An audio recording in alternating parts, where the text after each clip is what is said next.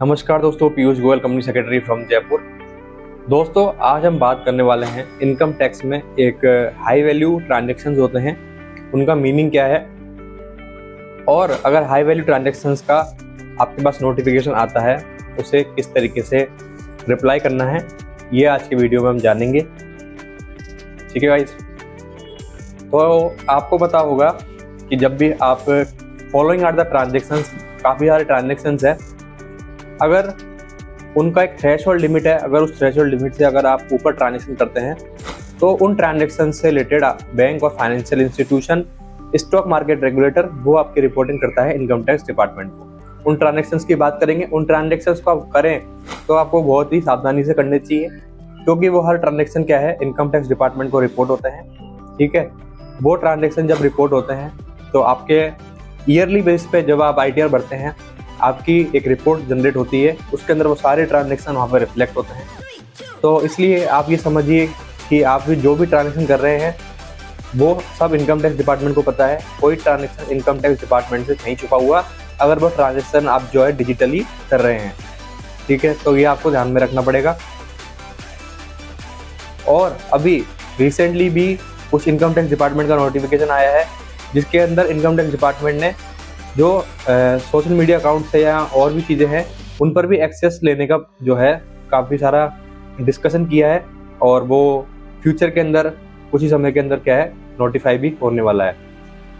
तो आज हम चलते हैं आगे और बात करते हैं।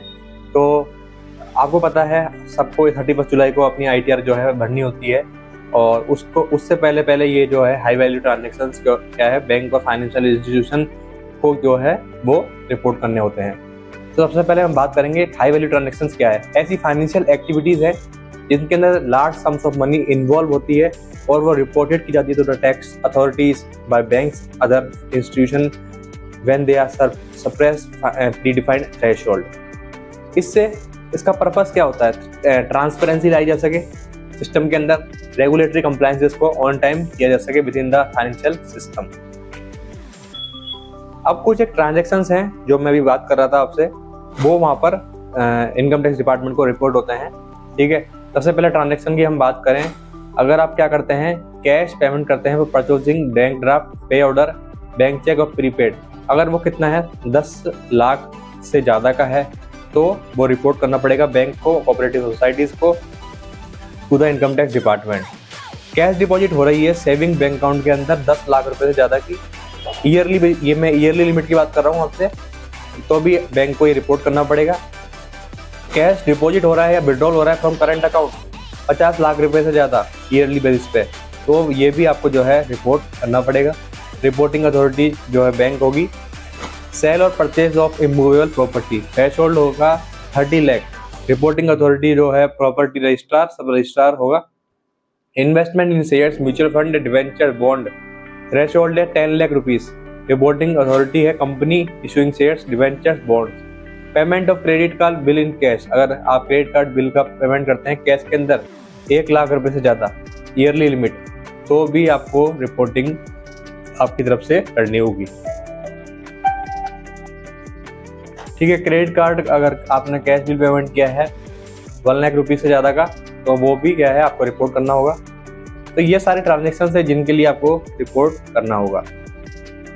इसके अलावा जो है इनकम टैक्स डिपार्टमेंट आपके हाई वैल्यू ट्रांजैक्शन को किस तरीके से ट्रैक करता है, तो आपको पता होगा इनकम टैक्स डिपार्टमेंट क्या है, हाई वैल्यू ट्रांजैक्शंस को पूरा उनके पास डाटा रहता है, और उनके पास आपके जो फाइनेंशियल डाटा है उसके ऊपर पूरा एक्सेस होता है, क्योंकि वो डिफरेंट गवर्नमेंट एजेंसीज हैं, उनसे आपका डाटा कलेक्ट करते हैं, बैंक से उनसे कलेक्ट करते हैं।